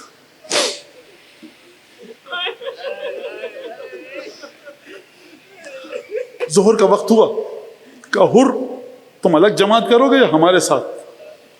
نہیں، نصلی، مولا ہم آپ کے پیچھے نماز پڑھیں گے. نماز پڑھی، مولا نے خطبہ دیا، ساز و سامان ناکوں پر رکھا گیا اور مولا حسین نے کوفے کی طرف جانے کا ارادہ کیا. ابھی سید الشہداء ایڑ لگا کر فرض کو آگے بڑھانا چاہتے تھے. مقتل میں ایک جملہ ہے فَأَتَرَزَهُ الْحُرُّ، فَأَتَرَزَهُ الْحُرُّ، حر ابن یزید ریاحی اعترضہ یعنی مولا کے راستے کو روک دیا.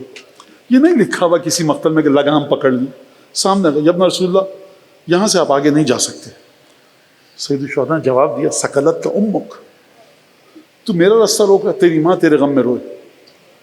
حر نے جواب دیا لو کان غیرک من العرب ذکر امی بالثقل لذکرت امہ بالثقل ولکن لا یسعنا ان نذکر امک الا بالصلوات والتحیات.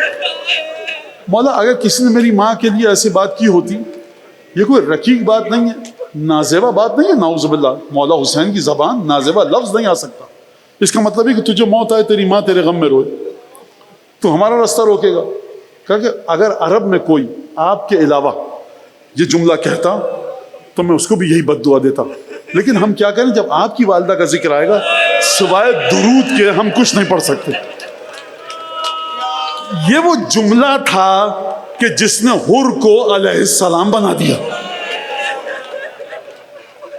بد نصیبی سے بچنا ہے، جہنم سے بچنا ہے، مسلسل سیدہ کی بارگاہ میں مسلسل درود کے وظیفے کو جاری رکھو. جہنم سے بچنا ہے، مسلسل سیدہ کی بارگاہ میں درود پڑھتے رہو. یہ ہو نہیں سکتا کہ مادر گرامی سید الشہداء آپ کی مدد نہ کریں، یہ ہو نہیں سکتا. حر کا لشکر ساتھ ساتھ کہا حسین مجھے حکم دیا گیا ہے کہ میں تمہیں ایسی جگہ پر اتاروں جہاں پر کوئی پانی نہ ہو، کوئی درخت نہ ہو. مولا حسین کوفے کی جانب رواں دواں، راستے کو تبدیل کروایا گیا زبردستی، اور اب مولا کربلا کی جانب، مولا کا رخ کربلا کی جانب، بائیں طرف حر کا لشکر ساتھ ساتھ چل رہا ہے. واقعہ بڑا عجیب ہوا. یہ واقعہ مجھے بخود ابھی یاد آیا. سنو، مولا کا کرم سیدہ کے اولاد کی بات اور ہے، سیدہ کے چوکھٹ کی مٹی کی بات اور ہے. بخدا یہ سید الشہداء یعنی اپنے عزادار سے اتنی محبت کرتے ہیں، اتنی محبت کرتے ہیں اپنے عزادار سے. اپنے امام کی محبت کو اپنے ساتھ سمجھو. کچھ لوگ آئے رستے میں ملے، حر کا لشکر بائیں طرف، رخ کوفے کی جانب، کربلا کی جانب، بائیں طرف مسیر پر، جادے پر، رستے پر حر کا لشکر بائیں طرف، حسین ابن علی دائیں طرف. کچھ لوگ آئے ملے مولا حسین سے، مولا اچھا ہوا آپ یہاں مل گئے، سنا تھا آپ کوفے جا رہے ہیں، ہم آپ کی نصرت کے لیے آئے ہیں. حر نے کہا حکم ہوا ہے کہ جو حسین کی مدد کرے انہیں گرفتار کیا جائے. حسین کے ساتھ خواتین بھی ہیں، حر کے ساتھ صرف مردوں کا لشکر 1000. کیا کہنے سید الشہداء، واقعا مولا آپ کا کیا کرم ہے اور کیا بزرگواری. حسین ابن علی نے کہا یہ میرے لشکر میں آ کر ملحق ہوئے، گرفتار نہیں ہونے دوں گا. وہ حسین جو کچھ گھنٹے پہلے تک جنگ کرنے پر تیار نہیں تھے کہ اگر ہاتھ لگایا تلواریں نکل آئیں گی، یہ میرے نصرت کرنے والے ہیں، ابھی جنگ نہیں. مولا تیری عظمت کے کیا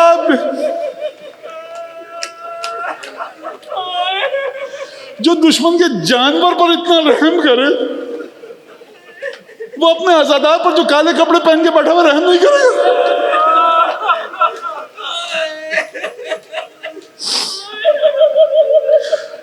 ابھی جنگ شروع. مولا یہ نہ جانے کون ہیں، کہاں سے آئے ہیں، پوچھ تو لیجیے اچھے ہیں کہ برے. کہا ہمارے مددگار ہیں، ہاتھ نہیں لگا سکتے ان کو.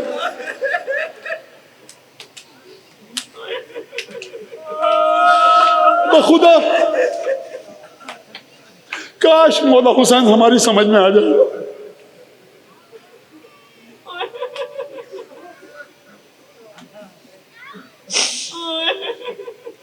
مولا صلی اللہ علیہ یا ابا عبداللہ، صلی اللہ علیہ ابن رسول اللہ.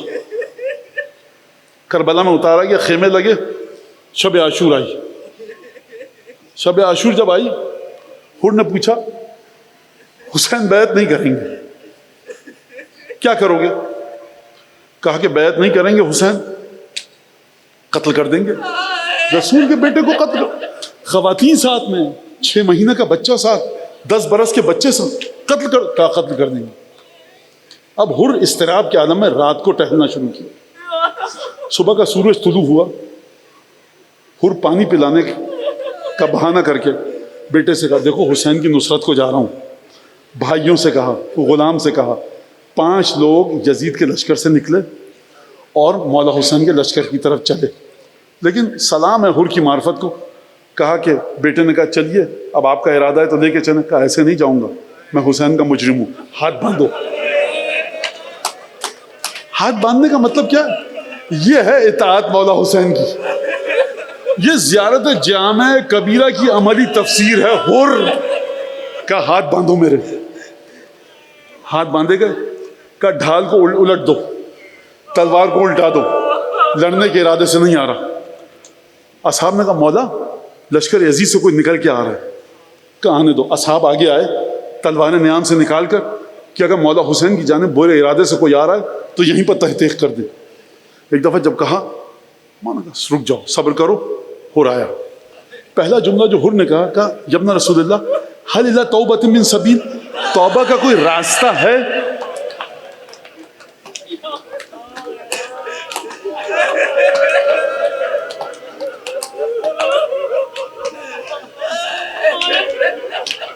دیکھیے میرا جی چاہتا ہے کہ میں بڑے سکون سے مسائل پڑھوں آپ کی کیفیت کو دیکھ کر.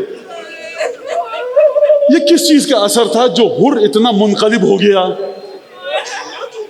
یہ کیسے نصیب میں آئی شہادت حسین ابن علی کے ساتھ؟ پانی سب نے پیا تھا. محبت حسین کے ساتھ پانی پینا الگ ہے, محبت سیدہ میں پانی پینا الگ ہے. لب کی تری جو لب سے گلو تک پہنچ گئی, ایک لہر تھی جو دل کے سبو تک پہنچ گئی. احسان شناس دل تھا نہ رد کر سکا وہ رو, جو آنکھ میں اتر کے لہو تک پہنچ گئی. جاگی لہو میں قدر شہ مشرقین کی, پہلی تھی حر کے دل پر یہ دستک حسین کی. خدا سلامت رکھے. شاعر ہمارے ہلال نقوی صاحب کا شعر ہے مرثیہ حر کا, اس میں ڈاکٹر صاحب نے فرمایا پہلی تھی دل پہ حر کے یہ دستک حسین کی. پہلی دستک یہ تھی, دوسری دستک تھی سیدہ کا نام احترام سے لیا. ہاتھ کھلوائے گئے. تاریخ خاموش ہے, مولانا نے خود کھولے, آقا ابو الفضل عباس نے کھولے. کہا ابن رسول اللہ میرا گناہ بہت بڑا ہے. کرم حسین دیکھیے جیسے کچھ ہوا ہی نہیں. اور میں یہاں پر جب مولا حسین کے کرم کی بات کروں تو ان آقا زادیوں کا اور ہماری ان شہزادیوں کو سلام ہو. سب کے علم میں ہے کہ حر کی وجہ سے کربلا میں آئے, لیکن کیا کہنے رسول خدا کے گھر کی بہوؤں کے, کیا کہنے 3 برس کی نواسیوں, کیا گھرانہ ہے, کیا ہماری شہزادیاں ہیں. بابا آپ نے معاف کر دیا, ہم نے بھی معاف کر دیا. بھیا تم نے اب ہم نے بھی معاف کر دیا. اگر حر تم کو عزیز ہے, تمام شہزادیوں نے بھی احترام کیا. یہ ہے ہماری آقا زادیوں کا احسان حر پر.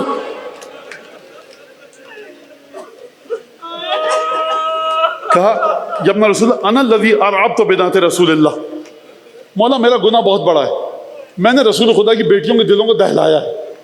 حر نے کب دہلایا تھا شہزادیوں کو, ہماری آقا زادیوں کو؟ منزل ذو حسن پر جب حر آیا تھا نا 1000 سواروں کے ساتھ, جو گھوڑوں کی ٹاپوں سے زمین پر دھمک ہوئی تھی, نیزے اور تلواریں جو ڈھالوں سے ٹکراتے تھے, ان کی جھنکار, تو جو ہماری شہزادیاں اماریوں میں بیٹھی تھیں وہ ایک دفعہ خوف میں مبتلا ہوئی. ایسا نہ ہو کہ ہمارے آقا پر حملہ ہو جائے. 1000 سواروں کے ساتھ آیا ہے, شہزادیوں کے دل دہل گئے. حر کہہ رہا ہے میں نے جس منزل پر آپ سے ملاقات کی تھی مولا, میں سواروں کے ساتھ آیا تھا, میں نے دلوں کو دہلایا تھا, میں اس منزل پر آپ کو لے کر آیا. میرا گناہ بہت بڑا ہے, میں نے آقا زادیوں کو دہلایا ہے, خوف میں نے مبتلا کیا ہے. میں رقیہ اور سکینہ کا مجرم ہوں, میں جناب فروہ اور شہزادی زینب کا مجرم ہوں, میں جناب خانوادہ نبوت کی خواتین کا مجرم میں ہوں. یہ اپنا رسول اللہ مجھے معاف کر دیجئے. یہ حر کی فضیلت میں واقعہ جملہ ضائع نہ ہو جائے. مجرم ہو شہزادیوں کے, معافی مانگتے ہو حسین سے. حر بھی جانتے ہیں اس گھرانے میں امامت کہاں پر ہے. مولا نے اجازت دی. حر میدان کی طرف گئے, رجس پڑا, حملہ کیا, بہادر شہ سواروں کو قتل کیا. جو پہلوان مد مقابل آیا قتل کرتے گئے. ایک دفعہ ہر طرف سے حر کو گھیرا گیا اور مسلسل حملے کیے گئے, نیزوں کے وار کیے گئے, تیر چلے, تلواریں لگیں. ضعیف العمر ہے حر. ایک دفعہ تلوار ہاتھ سے چھوٹی, زخموں سے بھل بھل خون بہا. حر گھوڑے سے زمین پر آیا, السلام علیکہ یا ابا عبداللہ، مولا حسین میری مدد کو آئیے۔ ایک دفعہ اصحاب گئے، حر کے لاشوں کو اٹھا کر لائے۔ حسین ابن علی بعض روایات کے مطابق حر میں جان باقی تھی۔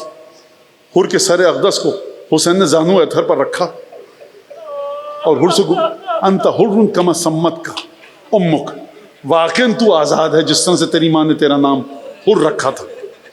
اور حر کی پیشانی پر وہ کام کیا جو کسی شہید کے ساتھ نہ کیا۔ حر کی پیشانی پر اپنے گھر کا بنا ہوا رومال باندھا۔ آپ کو یاد ہے نا کہ کس مقدس ہاتھ نے یہ رومال بنایا تھا؟ وہ رومال باندھا۔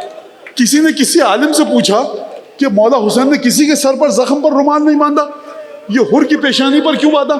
اس عالم نے جواب دیا، فاطمہ کے بچوں کا دستور یہ ہے جب مہمان گھر پر آتا ہے تو خاطر تواضع کرتے ہیں۔ حر مہمان بن کے آیا تھا، حسین کے پاس نہ پانی تھا نہ کھانا تھا۔ حسین نے فاطمہ کا رومال سر پر باندھ کر کہا کہ یہ ہماری طرف سے تمہیں ایک تحفہ ہے۔ میں کہوں گا اے حر، تم نے کہا تھا میں نے زینب کے دل کو دہلایا، میں نے رسول زادیوں کے دل کو دہلایا، تم شہید ہو کر چلے گئے، لیکن میں کہوں گا اے حر، کاش شام غریبہ میں ہوتے۔ تم ٹاپوں کی دھمک کی بات کر رہے تھے، یہ گھوڑے لے کر بیویوں کے خیموں میں آئے تھے، کسی بیوی کے دامن میں آگ لگی، کسی کے کانوں سے گھوڑ چھینے گئے، کسی کو تماچے لگے، کسی کی ردا، کوئی صحرا میں پاپا رہنا دوڑ رہا ہے۔ حر اٹھ کر آؤ، تمہاری آنکھ آزادیوں پر مشکل